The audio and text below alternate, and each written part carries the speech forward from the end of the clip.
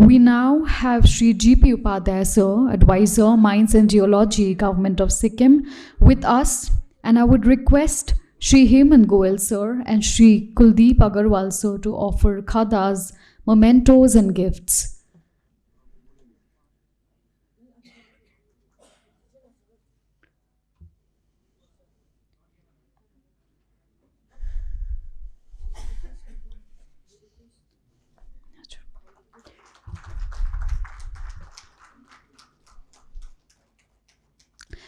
I may now request Shri G.P. Upadhyaya, Sir, to kindly come on stage to address the program.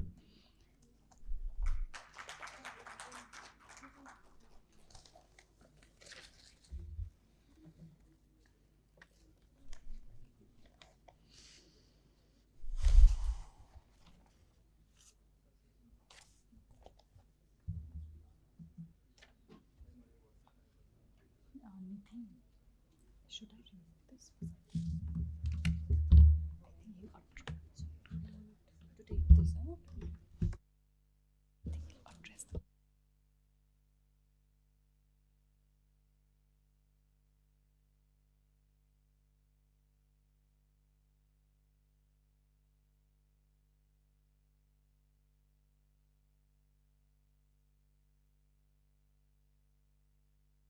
Start the next session. We have another very important guest with us, Shri G.P. Upadhyaya IAS, who, in fact, he was the person who thought of establishing BOSSE over here in Sikkim. And of course, in the morning I was saying that the minister also supported it, but it is he was instrumental in making BOSSE a reality. And he was the Additional Chief Secretary, Education. And as Additional Chief Secretary in Education, he supported us in every way. And it is because of him that we have come to this stage, that we can organize a conference of COBSE, Council of Boards of School Education, of all the boards in the country. Sir, let me tell you, there are 39 boards who are present over here. And the theme is implementing NEP 2020, role of school education boards. And I recollect we had a conference in UNESCO, and he was our guest of honor over there. The chief guest, in fact, chief guest, he was there. And the director of UNESCO was also there. And you supported us in every way, and you guided us. And your speech was really inspiring. So today also he has come, in spite of his busy schedule. He has been able to make it. He was supposed to come in the morning, but somehow he couldn't make it in the morning. So, but he said, I'll come at this time. And in the morning, I'll tell you what has happened. The Honorable Education Minister was the chief guest. And the Chief Director of Department of Education was here, Sonam, I forget his second name. He was there. And of course, we had the President of COBSE, Ms. Asano, and we have the Secretary of COBSE also, Mr. Sharma, MC Sharma. And I welcomed the guests, and I briefed them about the conference, what our concept is, concept note of the conference, and the approach paper. I told them how we will go about in the conference, how many sessions will be there. And you have this in your folder. I will not repeat the full thing, but we have sessions on Curriculum and Pedagogy, which is going to happen now. And then we have presentations by boards. In the morning, we had the keynote address on assessment, transformation of assessment and equivalence of boards.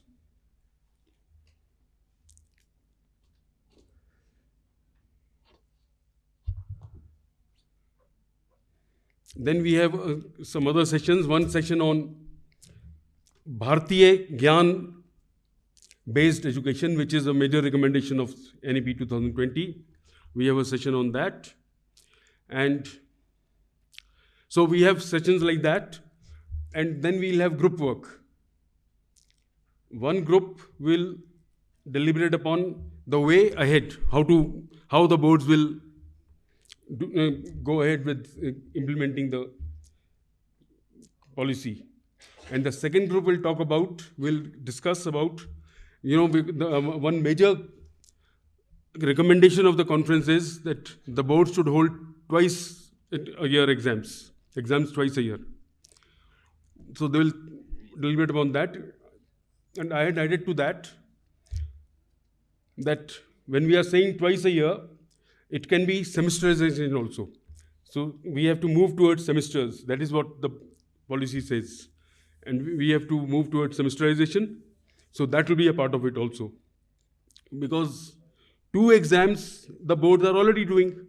One compartment exam is already there in every board. Some boards do it twice. The 2 compartments also they give, some boards. So I think what the policy, when it says 2 exams in a year, I think they have semester system in mind. I'm not sure. But in NCERT also this discussion has taken place. I was there in a meeting. They had prepared a report and I was vetting that report. So that is what we have done since morning. And now you have come to guide us. Please come and address.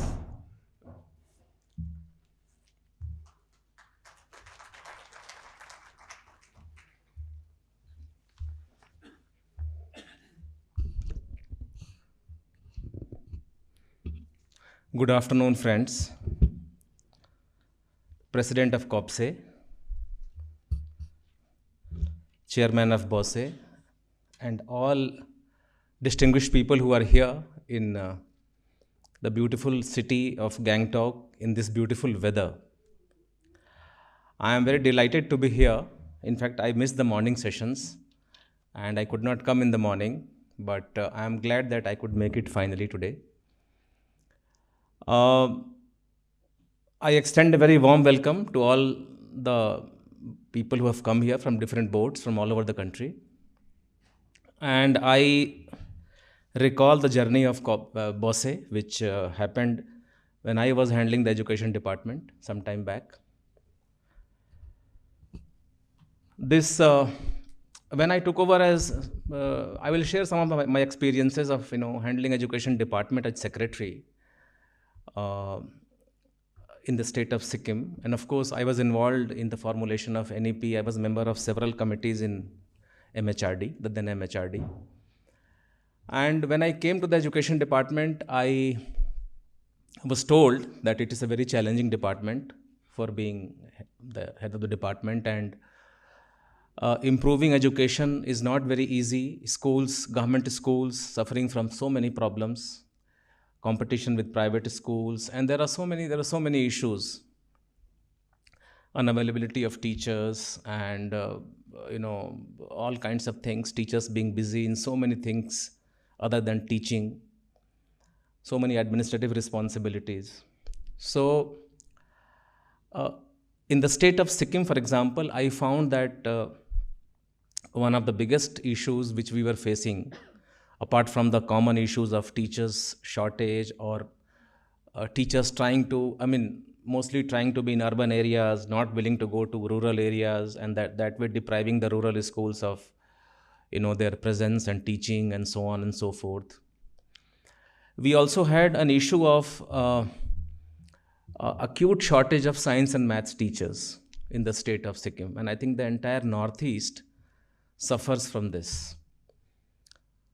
Maybe in the entire country, I don't know, but the present situation, but in Sikkim we were suffering very badly, and that led to a fear of maths and science among the children. And when we try to find out what is happening with the maths people who are coming to teach maths and why they are not staying in the schools, why they are leaving the schools or whatever, I found that all those people who came to teach as GT Maths or PGT Maths or GT Science, invariably they all got selected into some government job other than teaching. For example, somebody became inspector of police, somebody became civil servant, somebody became something. They were able to complete the exams and they left the system.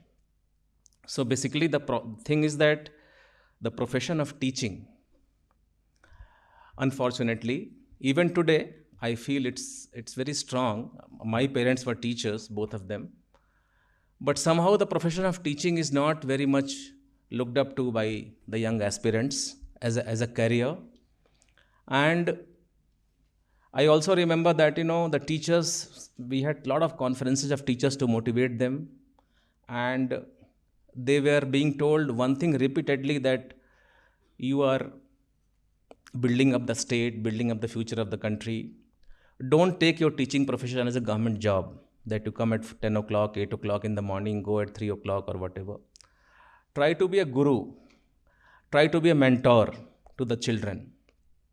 And then in the hill areas, in Northeast, many states suffer from the problem of, single parents or child coming to school without breakfast, and falling fainting in the prayer meeting and all that or whatever. And then we assigned 10 about 10 students, group of 10 students, to one teacher as a teacher, and we redesignated him as teacher guardian. So that one teacher became teacher guardian for about 10 students. Now whether they are dressed up properly or not, their dresses are clean or not, they have taken breakfast or not, all these things were being looked after by those teacher guardians. And that led to a dramatic improvement in attendance. Students were staying back at home on the smallest pretexts, because schools did not have, for example, toilets or girls toilet or whatever. So then, of course, government also started, and Sikkim schools have been fortunate. We have had a good infrastructure. But as I said, it was very difficult to motivate somebody bright to come for a teaching profession.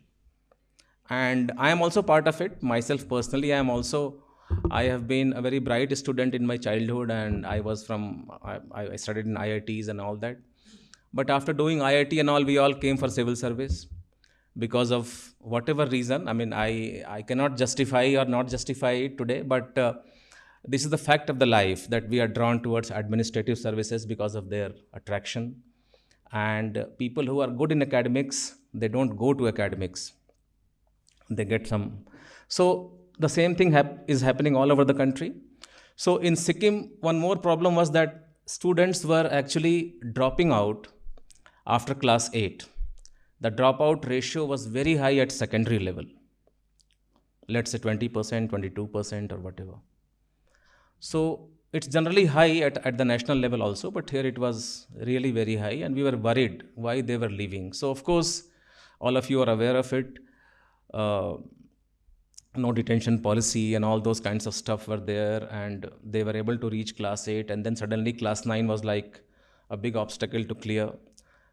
And class 9 enrollments were surging all over the state, in all secondary schools, senior secondary schools. The classrooms were not able to accommodate children because, children were failing, repeating class 9, and more coming to class 9, and all these problems we were grappling with. And then students were ultimately dropping after class 9 or whatever. Then the second thing, in hill areas, I found that, they were very keen to take up unemployment at a very young age. So unlike in the plain areas, for example, I am from UP. I live in Delhi now, mostly. So, there the students are struggling to get a better job, preparing for competitive exams or whatever, going for higher education, post-graduation. Here, after class 8, 9, if they were not able to clear, that was one reason. Second reason was they want to take up a job. And any job would do. For example, if they can become a driver, if they can become a small, whatever. So I found that the students were suffering from lack of ambition.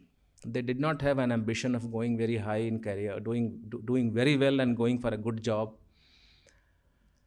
So whether, of course, if you are a good driver, you command a lot of market value. It's not that, for example, I can tell you, I live in Delhi. It's very difficult to get a good driver in Delhi or any place for that matter. The word good driver is a little subjective, but there are few common things. For example, coming on time, not divulging where you are going, what you are talking in the vehicle, on phone, and doing your small little works of bank, this, that, whatever, or some other sundry kind of things. So I said that, even if they want to become such things, take up such careers because they want to be independent early in life, okay, it's fine, but then at least class 10, class 12, if they can speak proper English, if they can be a little more aware of Sikkim's history and heritage and culture, because they will be the people who are coming in the contact with tourists as a first point of contact. So then this discussion about, because we don't have a school board even now, a government school board. We are all government schools are CBSE schools. Some private schools are ICSE schools. Couple of them also have IB curriculum. So we thought about having a public-private partnership, a board which can focus more on the skill part of it, and giving somebody dignity of having cleared class 10 and class 12 exam, while still working, and a kind of open schooling. So the idea was discussed, debated, and everybody accepted it. The Honorable Minister was very forthcoming. He has been a pillar of support. And there were obstacles in the sense that people were initially not able to accept this concept, that how can there be a board like this, or can we do it or not, and this and that. Finally, everybody agreed to it, and we passed the legislation in the State Assembly, and it came into being. And I'm very happy today they are hosting the 52nd annual conference of COBSE. And I think it has been a couple of years that BOSSE was established, and they have been struggling with few issues, I suppose, in the beginning, which are now getting sorted out, and I'm sure they will do very well. Now, this kind of problem of dropping out and all can be really addressed having this kind of board, and I'm sure BOSSE will play its part very effectively. NEP, all of you know the subject is NEP, so I'll speak couple of minutes on NEP. Since I was part of NEP, and I remember very distinctly, Sikkim was one of the first states, fortunately. We signed an agreement with the UNESCO's MGIEP, Mahatma Gandhi Institute of Education for Peace and Development. And we revised our primary textbooks, because I found that the primary textbooks which we were using were actually being read in a very mechanical way by the students. They were not finding it very interesting. So what we thought was that if we can revise our primary textbooks, and all of you know perhaps that many rural areas, especially hill areas like Uttarakhand, Sikkim, Arunachal, Himachal, there is a flocking of people in the urban areas. Rural areas are not having too many children. In Sikkim, the fertility rate has gone down to 1.1. So very few children are being born. So government schools at the primary level have got very few children. And there is a competition with private schools, because at the primary level there is a plethora of private schools. They are less at the higher levels, because it is difficult to run a school at a higher level. It requires a lot of requirements to be fulfilled. Primary mein aasan hai, easy hai.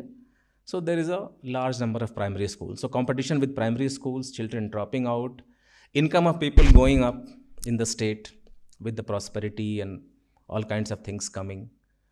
So anybody having some disposable income would think that my child will not go to a government school.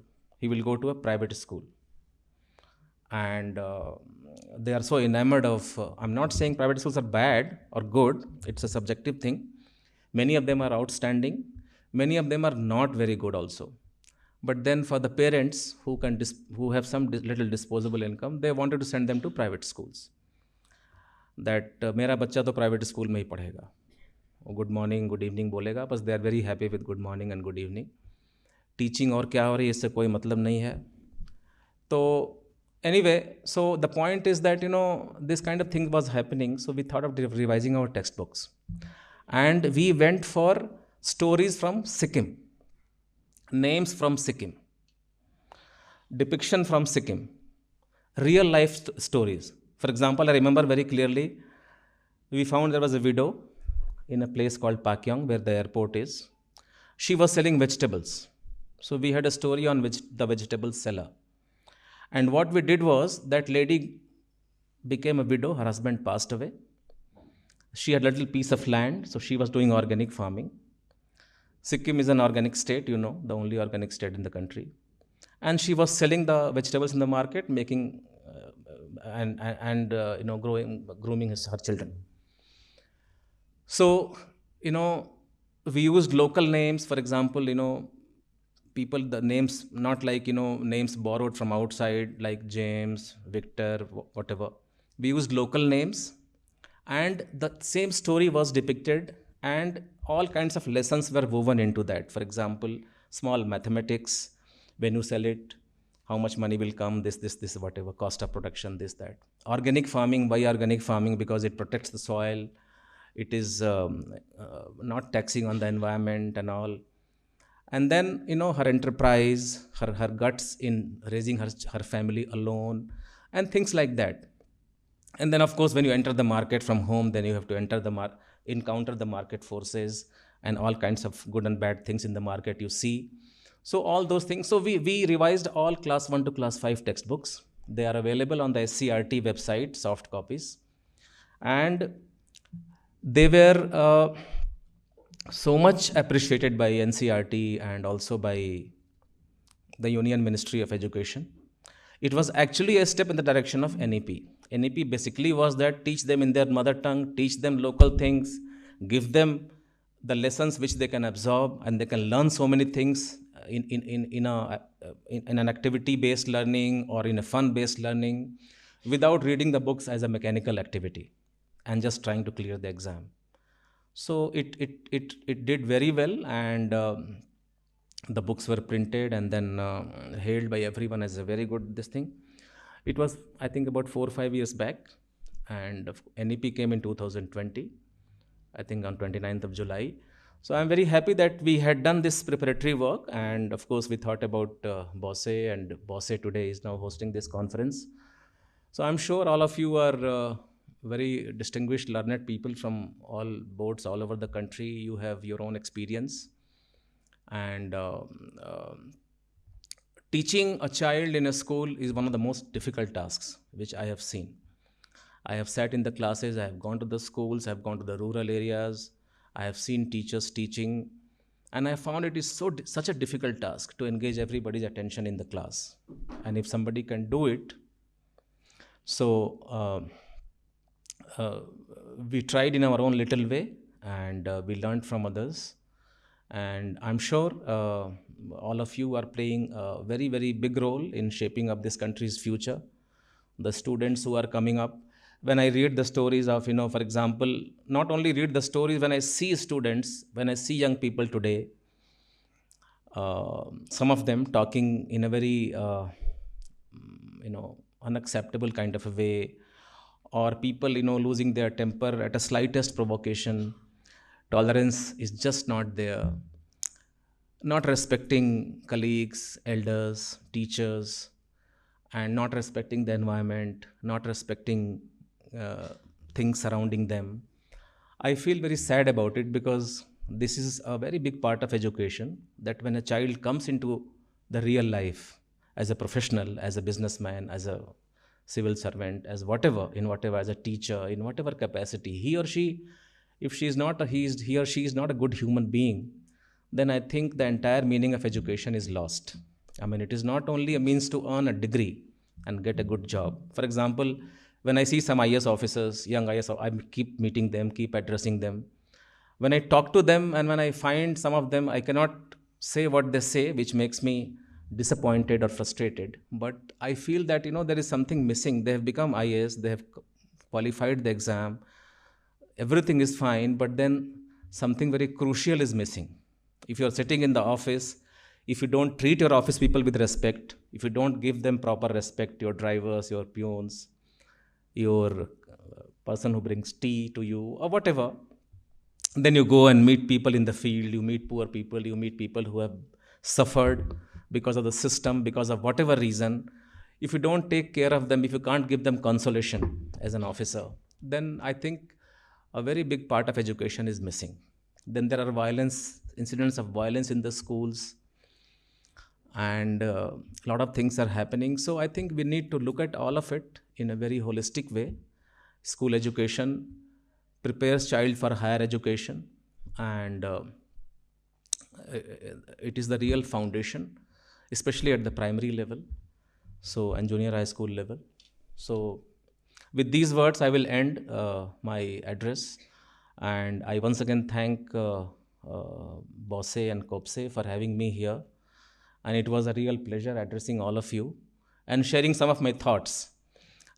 Because I have been as an administrator in the sector. I was born in a family of teachers, so I have seen the teaching profession very closely.